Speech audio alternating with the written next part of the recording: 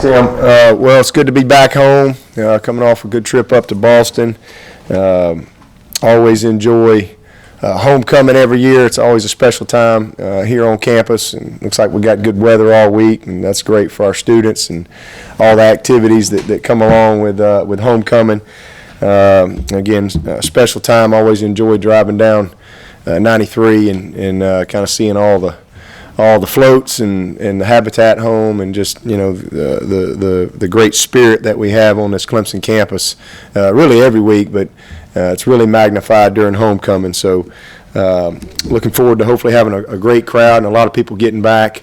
Some people I know maybe only get to come once a year, and homecoming is usually that time. So look for a great crowd to welcome Syracuse this week. Syracuse has had some tough losses, to good teams. They lost to Notre Dame, lost Florida State, lost Louisville, and Maryland. And all those teams obviously are having excellent years, and but they are coming off their best game of the season versus Wake Forest at Wake Forest. They've had some injuries, lost their starting quarterback and several other guys, but it really seems like they've kind of found their guy at quarterback in that little freshman, number 4.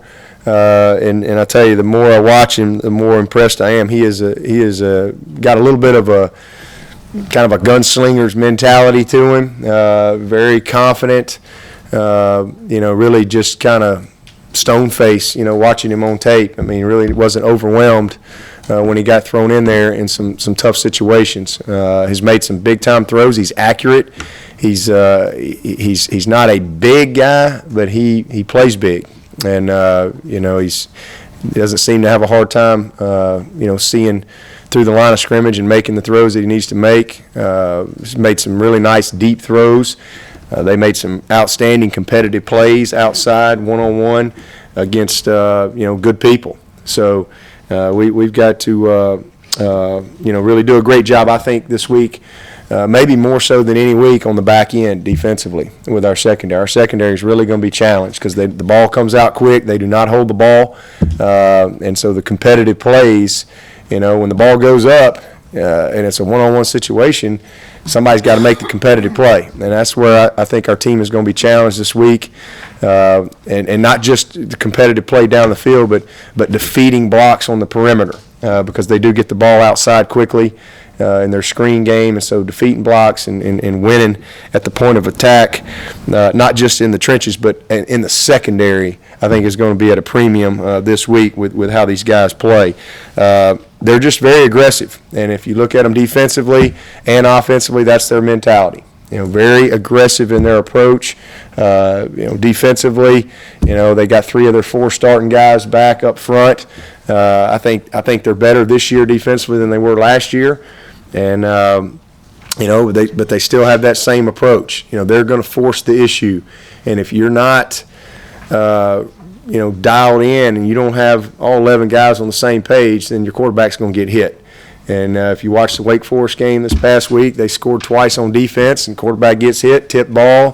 Next thing you know, defensive lineman's got it, and he's celebrating in the end zone. And so those are the type of things you got to do a great job of, when you play this bunch. I mean, you better be on your A game as far as targeting guys and communication, making sure that everybody understands, what the call is, and even if we're all wrong, we're all right. We got to all be on the same page because they bring pressure from all over the place, and again, just very aggressive in how they call things.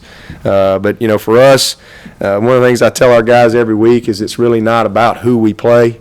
It's kind of rearranging those 3 letters. It's about how we play. And and how we play is really based on how we prepare and how we practice during the week. And so for us, our focus is just on, trying to keep improving, trying to continue to build momentum within our season, and just trying to treat each game really as a one-game season. That's really kind of the approach that we're taking, and we'll see where we are, at the end of the year. So. For us, it's Syracuse this week, but it's really about how the Tigers practice and prepare this week. Had a good start last night, but today and tomorrow really critical days from a physical standpoint and seeing where our team is, and then Thursday is kind of polish it all up, and then it's mental from that point. But I think injury-wise, everybody's back at practice this week, other than obviously Adam Choice and Leggett, who will be out. But everybody else is, from this past week is back in practice and rocking and rolling, and we've added Martin Jenkins as well. With that, I'll take y'all's questions. Dabo, is there a different feel about a team in which defense is the dominant factor as opposed to offense being what you've made your chops on in your career so far? Oh, I don't think there's any question. When you're dominant on defense, it affects a lot of things. And we in 9 and 10 we were pretty good on defense. We were really good on defense. But we in 10 we struggled offensively. We were we scored a bunch of points in 09 and played for the championship and all that. But with a freshman quarterback. In 10, we transitioned. We lost Spiller and Ford and Palmer and a bunch of those guys, and we kind of, we're in that transition mode. But we were really good on defense that year. Really, really good. We just couldn't score. We couldn't make a kick. Had a lot of things going on, and we really kind of played to our defense that year.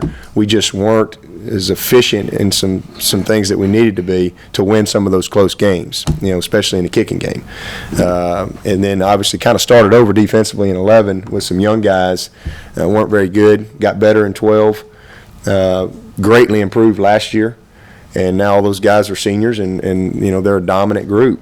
But there's no question when your strength of your team and is defense, you're a legitimate top 10 type of defense. I mean, it affects you as far as maybe how you call certain things strategically, or whether it's offensive calls or just strategic calls within the game. That's for sure. And yet, there seems to be a sense among football fans, maybe people who don't understand the game as much as they'd like to believe, that when you're relying on defense, maybe your chances of success are a little more fragile than you are than when you're able to score a lot of points and put up a lot of yards. Well, I mean, we still plan on scoring a lot of points. I mean, we're not just going into the games relying on our defense. I mean, we expect our offense to produce and to execute at a high level. I mean, teams have to win. I mean, defense put us in good position the other night, but that offense had to do a great job from the game within the game, the field position battle, and we won that. Even though there was a couple of drives we didn't come away with points, we created field position. All of a sudden, you give teams short fields, you get the ball on the 2-yard line, and you don't move it out. Their percentages of scoring go way up, and so that's where I think we did an excellent job the other night, was creating and winning that field position battle. But we're not changing our standard offensively. I mean, we want to score a bunch of points. The reality of the fact is we played some pretty good people on defense. Georgia's a top 20 defense. Louisville's the number 1 defense. BC's a top 10 defense, and we've competed our tails off, and we've won 2 out of those 3 against some pretty good defensive folks. But we've kind of transitioned a little bit this year offensively, as we knew we were going to be kind of a work in progress. And we've obviously had injuries and things like that, but you know what? Our job is to win, and we got plenty. We got all we need to still be successful and produce at a high level offensively, and that's our expectation. We're not going into any game saying, well, we just happy to go 3 and out and punt. We want to score or kick for a score. And if we can't do that, then we want to move it far enough to where we can make them go 80. That's kind of our philosophy. Coach, how do you guard against maybe a letdown this week? I know Boston College, Louisville with the great defenses, but can you see where I'm coming from? Not really. Just because, I'm just serious because, they like that scoreboard up. It matters, and I just know that for us, our team, they understand, how hard it is to win. I don't care who you play. And if we go into this game with the mindset that because we look at their record and you think all of a sudden that, you're supposed to just show up and win this game, you get beat. Been there, done that. It's just the way it is. And so our mentality is every game's a one-game season. And if you really have that mentality, then you're going to put your best foot forward each and every week, preparation-wise. And, we just don't really focus on the opponent a whole lot. I mean, we really don't. That's what I mean. I mean, it's every Friday night. I got a big graphic. It's not about who, it's about how. Yes, we got to prepare for, whoever we're playing and what they do, but we don't spend a lot of time talking about the opponent. They're all just kind of, a season to themselves, and we respect every opponent, but we don't really get caught up in, what their records are or whatever. It's this, hey, this is what we have to be prepared for this week. These are the fronts, the coverages, the blitzes, formations, plays, and let's apply what we do. Let's practice, and then let's go play to a standard. Each and every week. That's just how we talk. That's what we. But listen, I mean, our guys have won a bunch of games because of that mentality. We've won a bunch of games. And this is a team that's dangerous, in my opinion. They're a football team that's got good players. They play fast. They're well coached. They're tough. They play physical, and they're aggressive. I respect this bunch just as much as Florida State or anybody else we play. If you go into a season with the mentality of, okay, we're going to really get up for this game, well, then we can just cruise here, and then we'll really get up for this game. Well, the fans may do that, but that's why they're sitting in the stands. They'd be without a job quick if they were playing or coaching, because you just can't have that mentality. You only get 12. And at the end of the year, we're going to be evaluated based on how we did in those 12, period. And so every one is a huge game. So we got nothing to have any type of letdown. I mean, we're trying to fight and scratch and claw and get ourselves where I think that we're capable of being.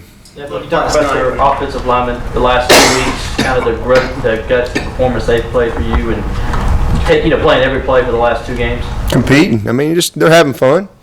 We're getting a lot out of some of those guys, a lot out of some of them, and they're giving us everything they got. Really proud of Battle and Beasley in particular as far as how they competed this past week.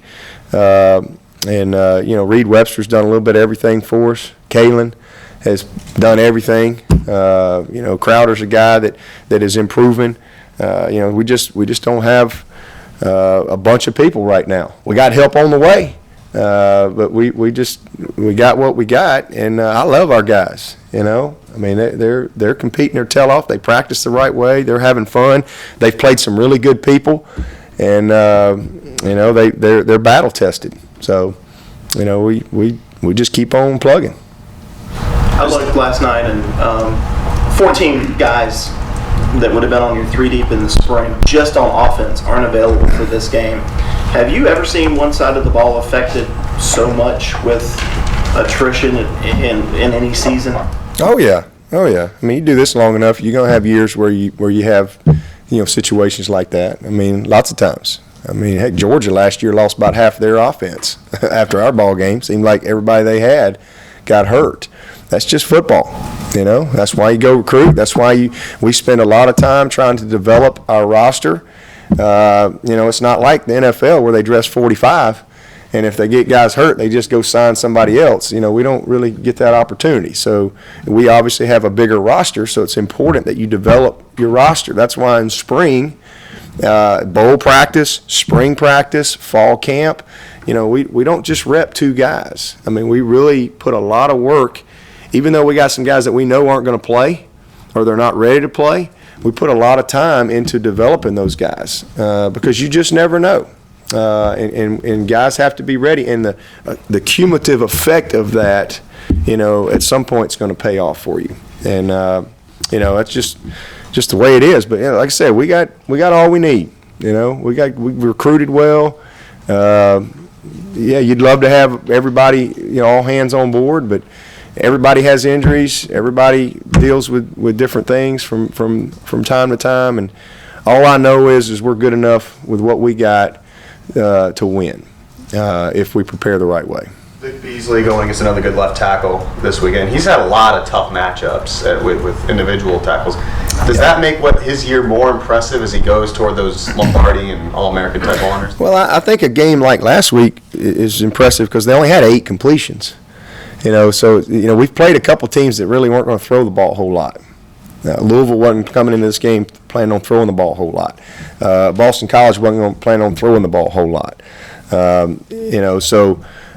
Him having to still be productive in a game like that. Everybody knows he can rush the passer, but him being productive when he's really having to be a factor in the run game, those are things that I think people are going to be impressed with when they really study the tape, and how he's developed and matured this year as a football player. But it's really not as much been the matchups from week to week in the passing game as far as just him versus his tackle. It's him versus the tackle and the running back and the tight end, and it's a committee that's going against Vic Beasley every week. I mean, he's seen it all. He's seen cuts and chips and slide protection to him, just about all the time. He's not had a lot of one-on-ones. When he has, he's won his battles. Like I said, he's had tackles for loss and sacks this year where he was really double teamed. But he's just a special talent, and he plays at such a high motor. He's a handful. Do you expect Tyshawn Dodd to play this week? And what's a realistic expectation for a guy that hasn't played competitive football in a couple of years? Well, I mean, when you're ready, you're ready. That's just no matter if you're out 3 years. At some point, you got to go play again. It's just the way it is. I mean, the doctors determine when a guy is ready to go back to competitive practice and things like that. But he joined. He was back in practice last week and looked good. As far as just moving around and doing the things. He did some inside drill. We didn't tackle him or anything like that, but just getting back into the groove of football. Because obviously he's been grinding and doing a lot of things, but then the next step is, okay, doctors feel good, let's move him back into practice, you evaluate him, and then this week they really just have cut him loose. And that was the plan coming into this week. Obviously we had no clue what was going to happen to Adam Choice, but that was the plan last week was, okay, we're going to put him in practice, we're going to keep him in a green jersey and let him do everything, and then next week we're going to cut him loose. From that standpoint, the timing couldn't be better for us, just simply because obviously we're losing an excellent young player in Adam who was kind of coming on for us. Now he can pick up those reps and kind of jump in there, and we can get a real evaluation from him. He's not a guy that's going to be ready to go and execute the entire package because he's a freshman who hasn't played. And not only hasn't played, he hasn't practiced a ton. He practiced about a few days in fall camp last year, and then he's been out. He missed all season, all spring. Now he's been in meetings and understanding, concepts, but actually doing it is a different deal. But I know this, we're really glad that he's back out there, and I got to see him today in pads. I got to see him tomorrow in pads. I got to see how he responds. But if we don't have any setbacks, then the next step's for him to play, and that's where he's at. We've been very cautious with him, very patient with him, really just kind of going at his pace, and he's I think in a good spot right now. What makes Artavis so special as a freshman, just with his skills and his intangibles? Well, it's his commitment. It's his focus. That's all great freshmen. That's usually the common denominator. They're usually guys that are very focused and guys that are serious about their craft. And that's Artavis. I mean, he's a dedicated guy on and off the field. Very, very serious about preparation. Very serious about his weight room work.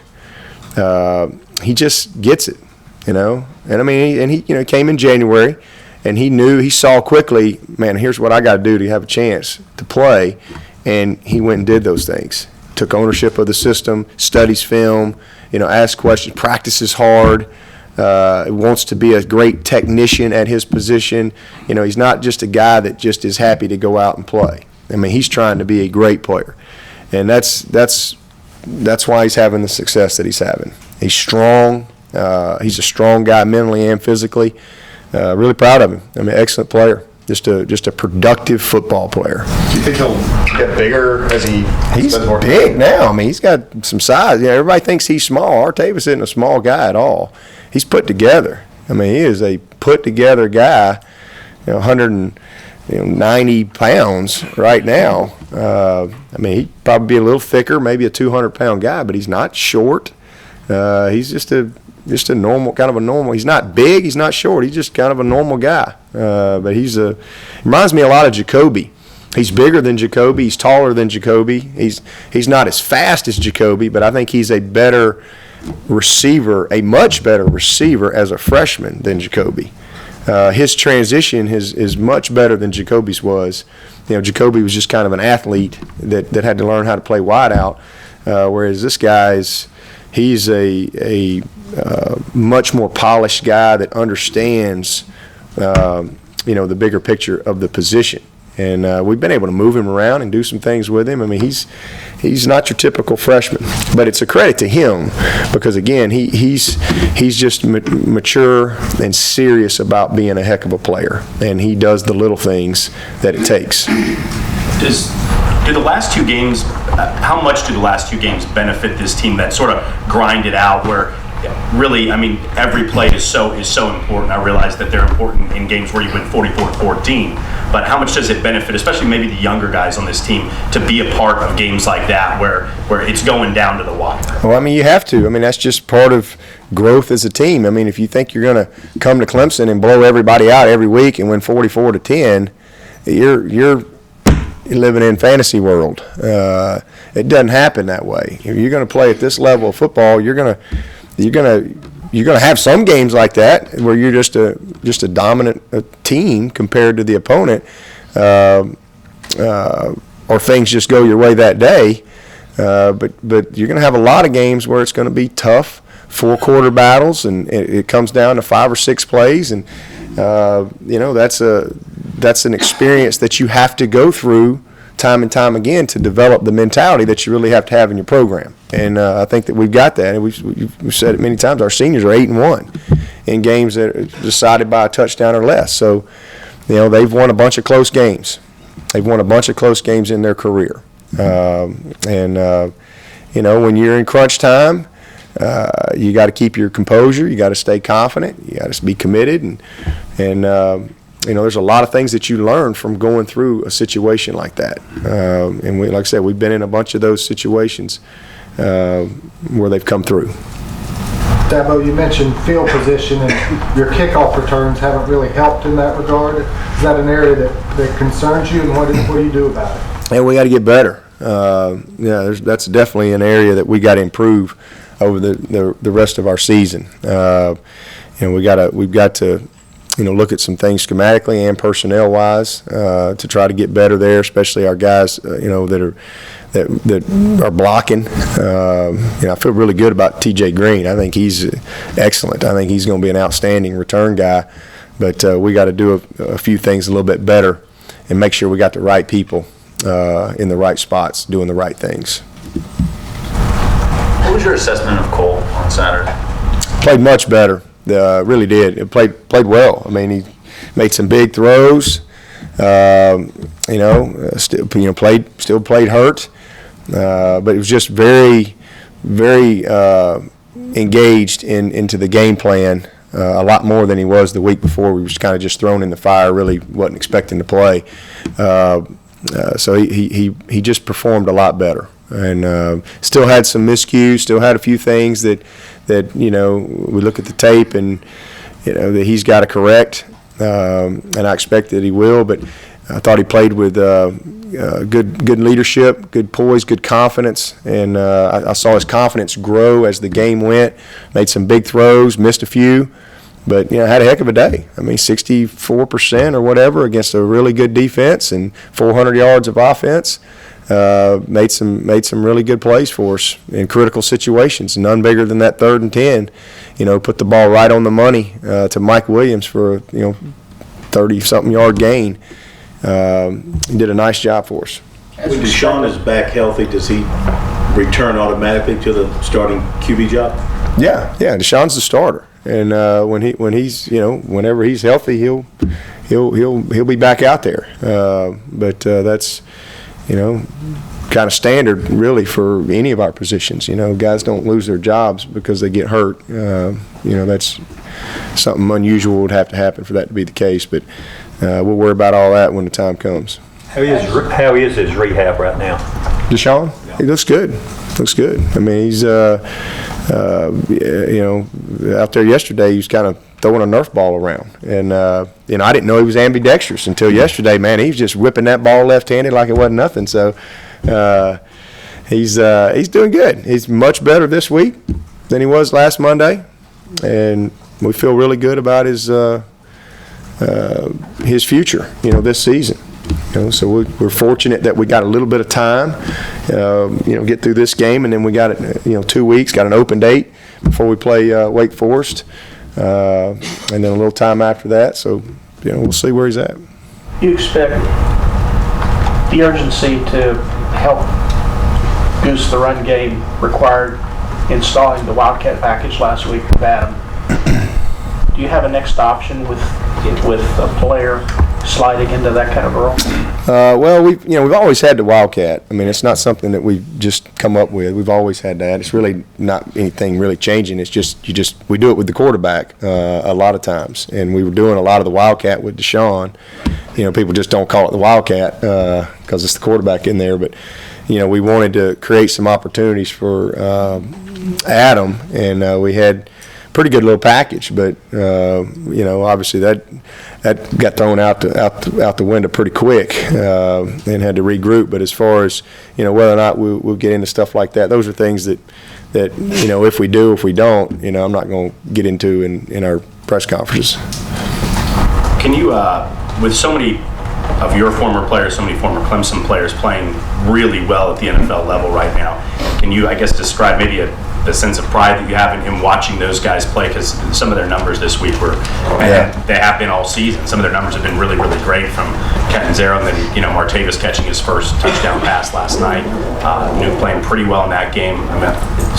Can you kind of describe that? Just I guess watching them. Well, I mean, I've been head coach here for 6 years now, and I mean it's a great privilege, to be able to coach guys like that, and then to just see them develop. That's the best part of coaching, is seeing guys mature and develop and grow into men. And it's not just the guys that have gone on to the NFL. It's the Darryl Smiths of the world who could have played in the NFL, didn't want to. He wanted to go work for Sled. Sled doesn't hire many guys right out of college, but they hired Darryl Smith.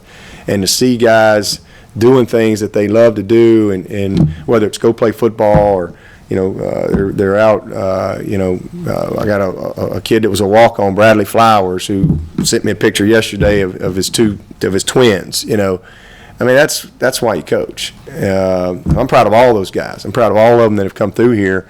Not just guys that have gone on to the NFL, but obviously to see guys get a chance to play at the highest level that have come through your program.